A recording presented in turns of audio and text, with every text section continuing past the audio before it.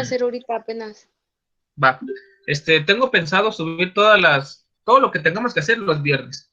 Entonces, tenemos clase los martes, pero como este martes hubo jornada, pues la pasé para el viernes. Entre martes y viernes son los días que podamos tener clase.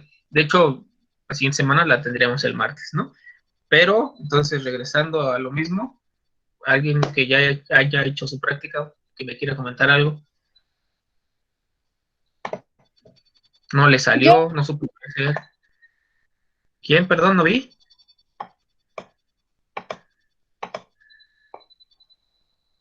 ¿Quién dijo yo? yo, A ver, Dana, Isabel, sí, ¿verdad? sí, A ver, ¿me puedes platicar un poco cómo fue tu práctica? ¿De qué colores hiciste tus fue plantas? a mi, la primer planta fue de color verde y cuando le agregué el aceite al extracto se separaron los colores. Y, ¿Ok? o sea, ¿Qué colores viste?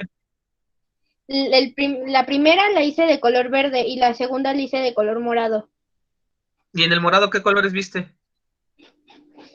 Rosa, se volvió rosa y la verde se volvió amarilla. Ok, bueno, gracias, Dana. De Eso es nada. lo que... ¿Quién más? Bueno, en la anterior tarea les dejé que investigaran sobre procesos de separación. Ustedes hicieron un proceso de separación. Muchas veces esto se hace a nivel industrial con mejores técnicas. Esta, digamos que es una, una prueba o un análisis un poco rústico. ¿Por qué? Pues porque estamos agarrando materiales que tenemos en casa y lo estamos haciendo no de la mejor manera, pero por ejemplo en un laboratorio para hacer un medicamento o algo, lo tienen que hacer de la manera más pura posible. ¿Por qué? Pues porque eso es de consumo humano y porque saben que el medicamento puro es lo que nos va a ayudar en algún caso, pues a curarnos de lo que estemos mal, ¿no? Entonces, ese proceso de separación se llama cromatografía. De hecho, ahí hicieron como si fuera una columna, hicieron su jeringa y fueron introduciendo su extracto, que fue su mezcla. A medida que su mezcla estaba con algún diluyente, el diluyente iba corriendo. Imagínense que, si han visto cómo ponen luego los adoquines, ¿no? Que tienen como espacios. Entonces imagínense que su columna en algún momento tenía esa estructura, está lleno de muchas cosas. Entonces, su extracto iba bajando, pero imagínense que va bajando por los adoquines. Y se iba separando, pero son varios adoquines.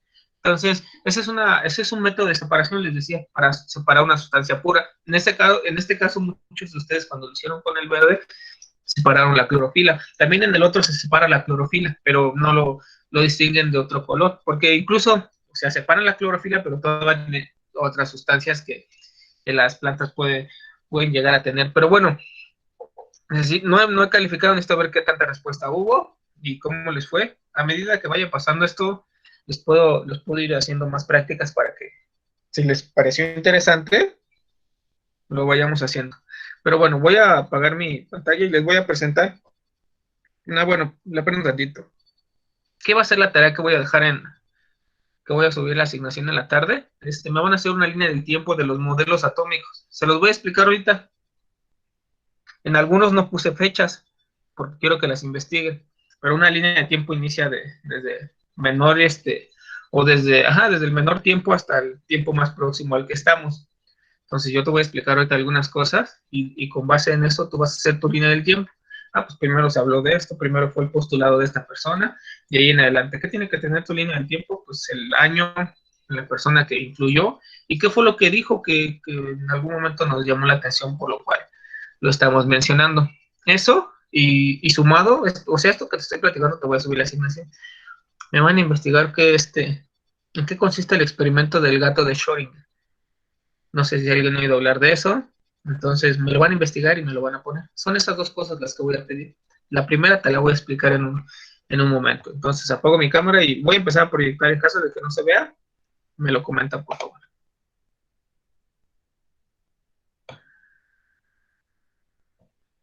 De hecho, es rápido. Yo creo que en 10, 15 minutos vemos el tema. ¿Lo alcanzan a ver? Sí, Ok, les platico. ¿Qué es el átomo? átomo, ¿no? El átomo, por concepto, es un bloque básico e indivisible que compone la materia del universo. Y este postulado se empezó a hablar de él en la antigua Grecia. Estamos hablando del siglo V antes de Cristo. Siendo Demócrito el que lo mencionó, dijo, hay como toda la materia está formada por paredes y esas paredes están formadas por ladrillos. Entonces a esos ladrillos les vamos a llamar átomos. Este que está aquí es Demócrito. Era muy filosófico de los griegos, entonces trataban de buscar una explicación a todo. Fue la primera vez que se vino a la mente el concepto de átomo. Para Epicuro, este que está aquí, los átomos son unidades indivisibles que poseen tres propiedades, tienen una forma, un tamaño y un peso. Se encuentran permanentemente en movimiento y se unen unos a otros en virtud de sus formas. Como que sabíamos que existía algo en la materia que era, y ya no se podía dividir, que podíamos llegar a un punto donde ya no se podía dividir, pero pues tenían propiedades como forma, tamaño y su peso, y que en algún momento pues se podía unir con otro igual o otro parecido para formar ciertas cosas. Eso es su manera filosófica de entender que se la tomó algo indivisible, y hasta el momento pues lo entendemos así, ¿no? Entonces, por concepto sabemos que es la unidad más pequeña de un elemento químico, que mantiene su identidad y sus propiedades, que no es posible dividirlo mediante procesos químicos. Y este concepto fue lo que dijeron los griegos. El átomo es la unidad estructural básica de la materia. Se le llamó átomo porque, pues, A significa sin y tomo división, o sea, sin división. Es la parte que ya no se puede dividir. Eso pensaban en ese momento. Estamos hablando de hace más de 2500 años. Hace más de 2500 años ya teníamos el concepto de que existía algo que no se podía dividir, ¿no? Y de ahí nace la idea de empezar a encontrar la estructura a toda la materia. Y de ahí surgen los modelos atómicos. Es decir, vamos a tratar de interpretar el átomo a como mayor podamos entenderlo. Entonces vamos a iniciar desde un modelo de 1808 hasta casi la actualidad, ¿no? En 1808 fue cuando como que inicialmente se empezó a buscar la estructura de esta materia que ya no se podía dividir, la cual les acabo de decir, sería el átomo. ¿Y qué es un modelo atómico? Pues sería la representación estructural del átomo. O sea, yo quiero saber cómo está estructurado ese partícula que ya no se puede dividir y explicar cómo se comporta y qué propiedades puede llegar a tener. El primer modelo atómico, el que les decía de 1803, lo postuló Dalton, esta personita que vemos aquí pensante,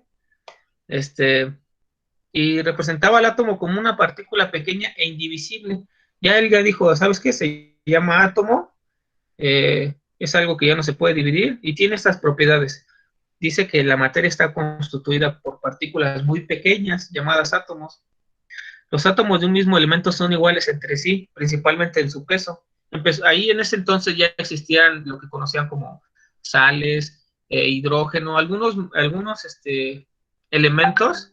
No, si recuerdan un poco la tabla periódica, no quiero hacer mucho mención a eso porque es el siguiente tema, pero digamos que algunos elementos de la tabla periódica ya los conocían en esos unos 6 o 7, el azufre, el oxígeno, y él decía, pues los que son iguales, pues tienen el mismo peso, ¿no?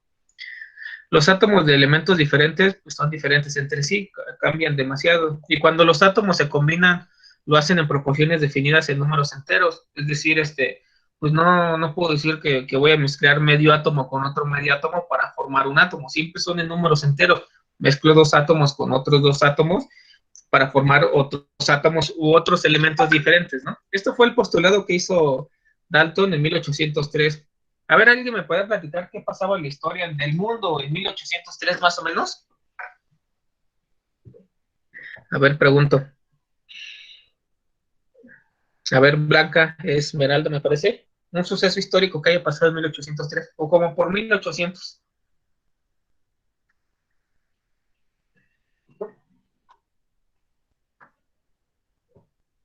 ¿Me podría repetir, por favor, la pregunta? Bueno, te platico. En algún momento del mundo, alguien estaba buscando interpretar este átomo. Dalton postuló lo que te acabo de decir. En el mundo, ¿qué estaba pasando en 1800 o en 1803? ¿Qué crees que estaba pasando en todo el mundo? ¿En México, en Europa, en China, en algún lado? Platícame algo que sepas de 1800, que te suene.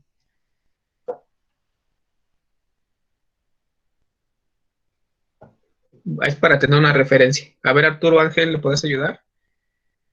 ¿Qué podría haber estado pasando en la historia del mundo en 1803? ¿En qué? ¿En 1803?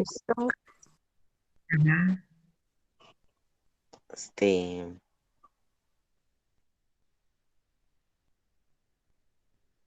¿Nadie?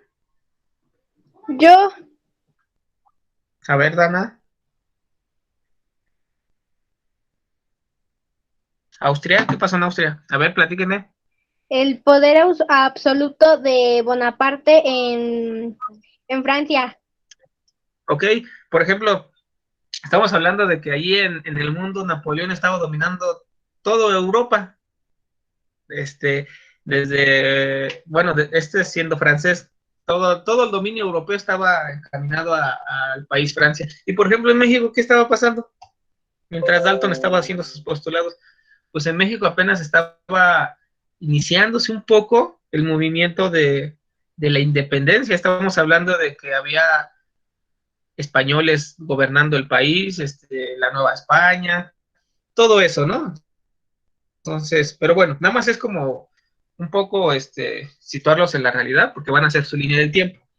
Entonces, Dalton postuló esto: existe un átomo, una materia indivisible. Ah, miren, ya me escribieron.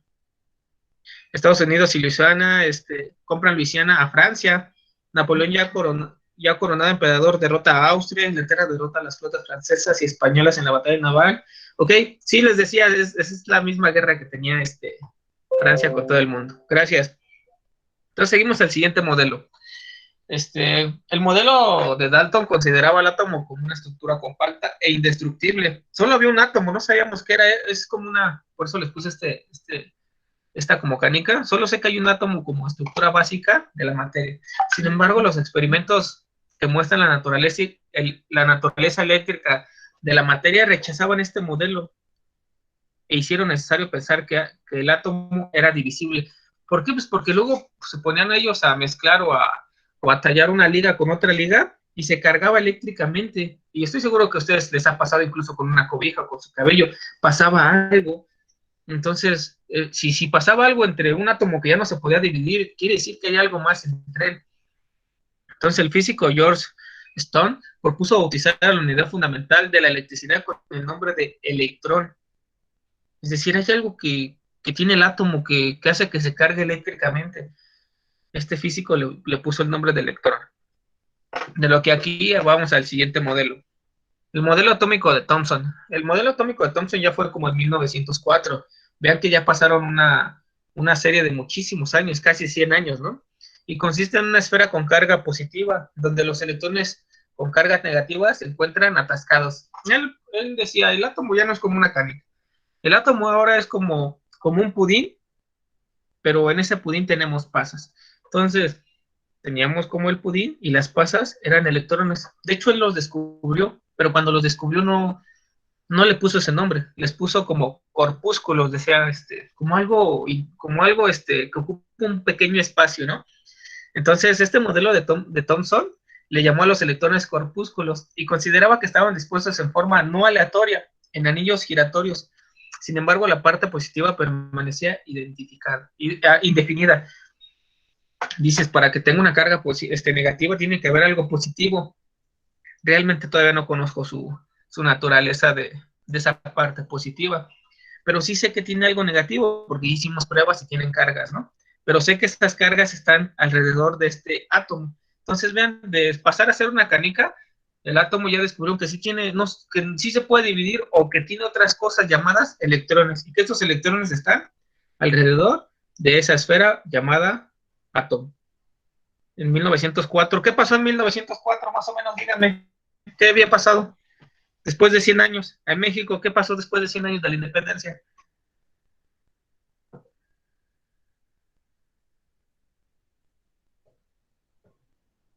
Vean, en 1800 pues hay una imagen, pero esta imagen como que la reconstruyeron, ¿no?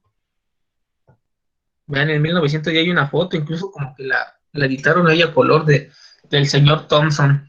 Pero bueno, vamos a seguir porque no quiero que se pierdan un poco. Entonces ya, después del modelo de Thomson, siguió el modelo de Rutherford, creo que es estadounidense. Fue en 1906, ya muy, en este entonces ya había mucha gente que estaba trabajando para encontrar todo lo relacionado al átomo. Y empezó bombardeando con sus rayos alfa delgadas láminas de oro. ¿Qué son rayos alfa? Pues es algo que, por ejemplo, ustedes ahorita en su casa, si dicen, yo quiero producir ondas de microondas, pues ya tienen un aparato que hasta les calienta la comida, ¿no? En ese entonces, pues, resultaba un poco difícil generar un aparato que reproduciera diferentes tipos de ondas, ¿no? Pero los tenían. Por ejemplo, aquí tenían su fuente de partículas alfa. Son partículas muy pequeñas, al igual que las microondas. Entonces le disparaban partículas alfa a una lámina de oro. Aquí está su lámina, y se daba cuenta que, pues, aquí hay átomos de oro, ¿no?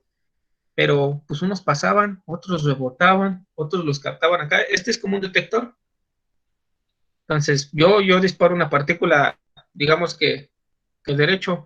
Imagínense que fuera una canica. Yo paso una canica y había canicas después de que pasaba yo o le tiraba, unas iban derecho, otras me las rebotaba y otras como que se curveaban un poco.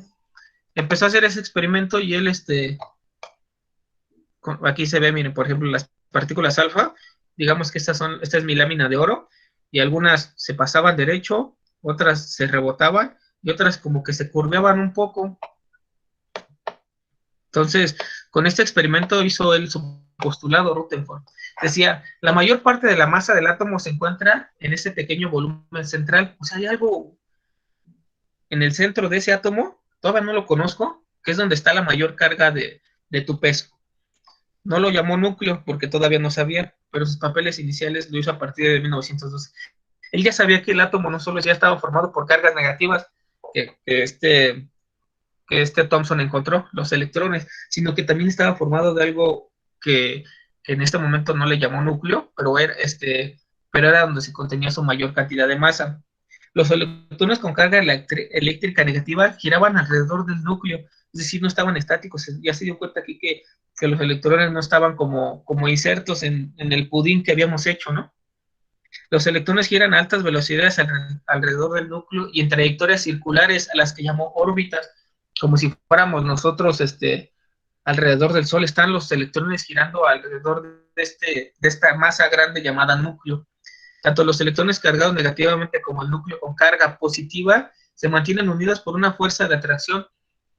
A pesar de que los electrones estaban girando alrededor del núcleo, siempre estaban unidos. Hay una fuerza que siempre hacía que estuvieran unidos. No sabemos qué fuerza es, no sabemos nada, solo sabemos eso mediante este experimento. Rutherford lo encontró. Vean, partimos de algo que era una tipo canica, y luego un pudín que tenía como insertos pasas, y luego como un tipo sistema solar pequeñito, ¿no? En el cual tenemos un núcleo y alrededor de ese núcleo están inmersos nuestros electrones y están unidos al núcleo por una fuerza que pues, ahorita no sé cómo se llama.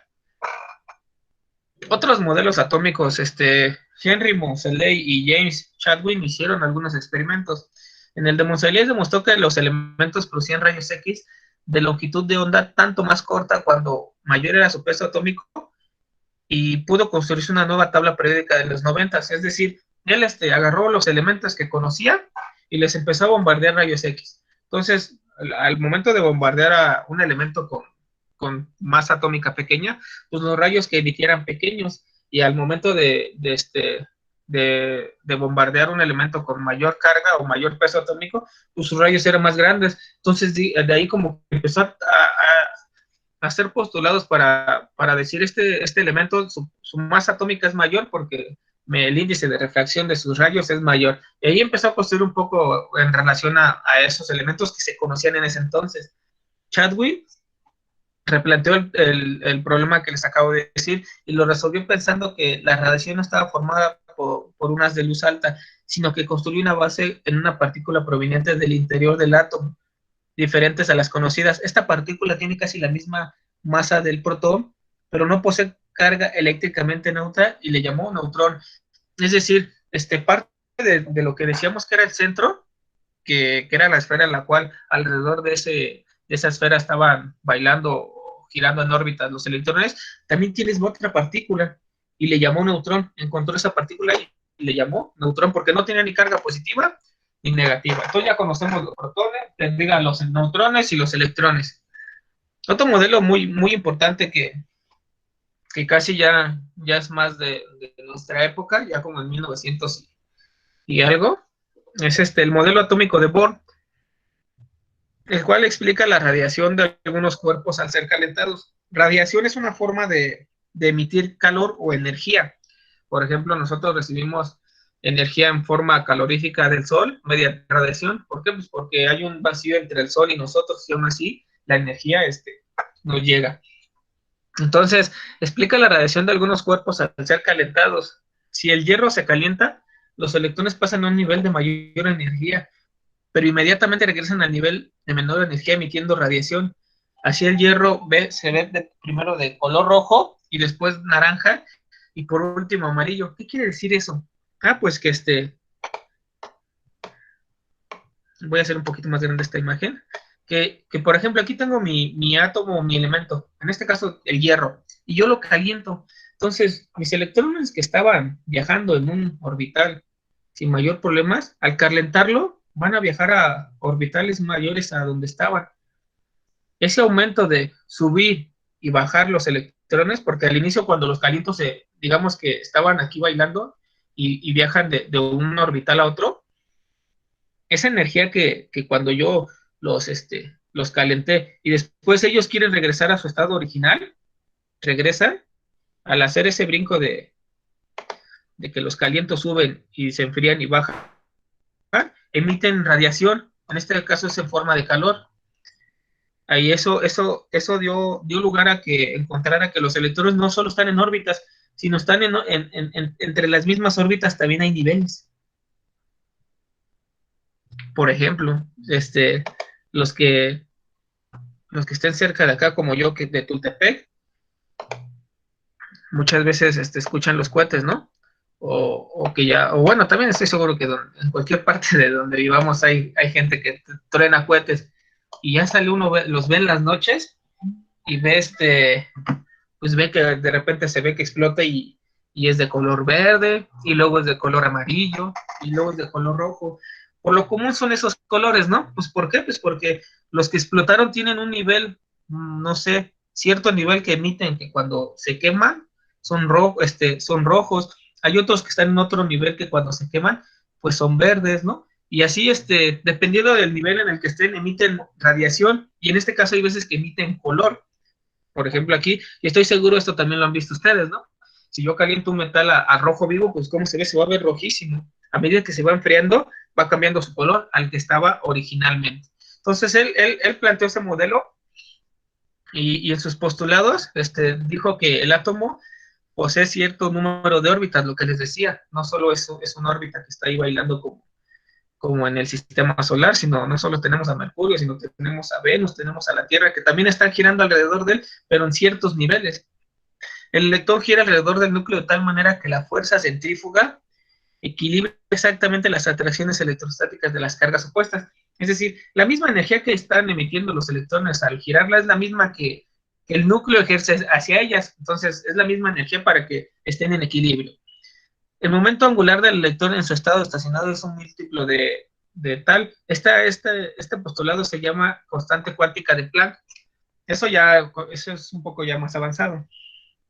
Cuando el electrón pasa de un estado estacionario con más energía a uno inferior, la diferencia de energía se emite en forma de radiación electromagnética. Lo que les decía, muchas veces puede ver esto como en forma de color. Entonces, vean, pasamos de una esfera a un pudín, de un pudín a un como sistema solar, donde hay electrones que giran alrededor de una canica o de un algo, y luego ya no solo sé que hay una canica, sino sé que dentro de esa canica hay también neutrones, hay partes neutras, y ahora no solo los electrones están girando alrededor de esa canica, sino también tienen varios niveles en los cuales los electrones pueden estar pues ahí de un lado a otro jugueteando, llamémoslo.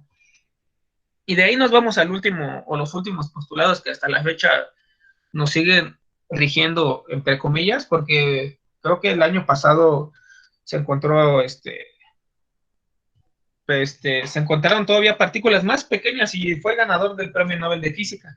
de unas partículas. Pero bueno, los últimos modelos que les digo nos rigen es el de Heisenberg y el de Schrödinger. Heisenberg postuló que es imposible conocer simultáneamente con mucha exactitud la posición y velocidad de un electrón en una orbital. Se mueve tan rápido que yo prácticamente no sé dónde está.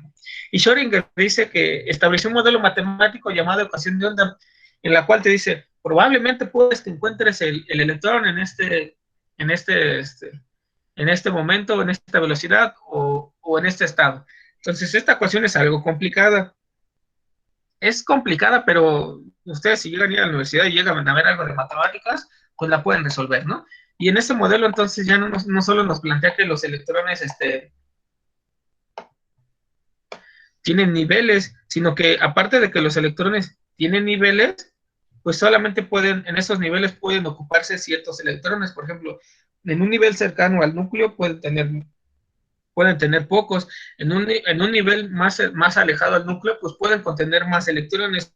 Y aparte te dice que no solo están viajando de un lado a otro, sino que ahora están girando. Y al girar y viajar, pues van formando esa estructura y lo que llamamos como modelo atómico o modelo cuántico del átomo. Y les digo, yo creo que en la siguiente clase, en las siguientes dos clases, vamos a interpretar un poco. La siguiente clase va a ser para tabla periódica y después de esa vamos a interpretar un poco cómo podemos saber exactamente dónde está un electrón y cómo podemos identificar a los elementos dependiendo del número de electrones que tenga.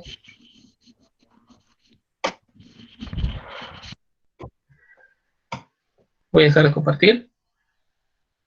Miren, la revolución en 1904 fue la guerra civil entre... miren, Uruguay también tenía guerra en ese entonces. Vean que les pregunto esto, sobre todo cuando hablo de historia, para que nos situemos un poco en la realidad que estaba pasando en el mundo cuando esta persona investigó esto, o cuando se postuló lo otro, ¿no? ¿Tenemos alguna duda de los modelos atómicos? Vean, inicialmente algo... Ajá. Inicialmente algo que era indivisible, que era como, no sé, un bloque, posteriormente una canica, algo redondo, después esa canica con como si fuera un pudín con pasas, posteriormente esa canica como un orbital, posteriormente ahora esos orbitales son varios y pueden subir y bajar los electrones en esos orbitales, y posteriormente en esos orbitales el electrón puede ir de un lado a otro y puede ir girando, unos a la derecha y otros a la izquierda, eso se le llama spin. Tenemos dudas de los modelos atómicos, de lo que es el átomo. ¿Cómo está No, profesor. Les recuerdo entonces que, no sé, como en la tarde-noche les subiré la tarea con esto que les acabo de decir. Si tomaste tu apunte, pues se te va a hacer más fácil hacer tu línea en el tiempo. Es evidente que incluso vas a tener que investigar en algunas fuentes, pero no creo que tengan mayor complejidad. Entonces, si no tenemos dudas, hasta aquí llegaría la clase. No sé como cuánto duró, casi 30, 40 minutos, con la idea de que de todas formas esta clase la voy a subir al Classroom y ya le voy a mandar el link a la orientadora, ya sea que lo jalen desde el Classroom o lo jalen desde el link, cualquiera de los dos lo pueden ustedes, lo pueden consultar en el momento que ustedes gusten. Si no tenemos dudas, hasta aquí acabaré la clase y nos veríamos el siguiente martes. Sí, profe, hasta luego. Bueno, gracias Yesenia y gracias por tu participación. Gracias, profe. La verdad es que el hecho de que va a ser una línea del tiempo. La primera parte es la línea del tiempo y la segunda me van a investigar sobre el gato de Schrödinger, de la última persona que hablamos. Gracias, profe. Gracias, Yesenia. Gracias, profe. Nos vemos, profe. Gracias, Natalia, Andrea. Hasta luego, profesor. Adiós. Zoe. Nos vemos, profesor. Cuídense. Nos vemos, profe. Gracias, Gerardo. Hasta luego. Adiós, Kimberly.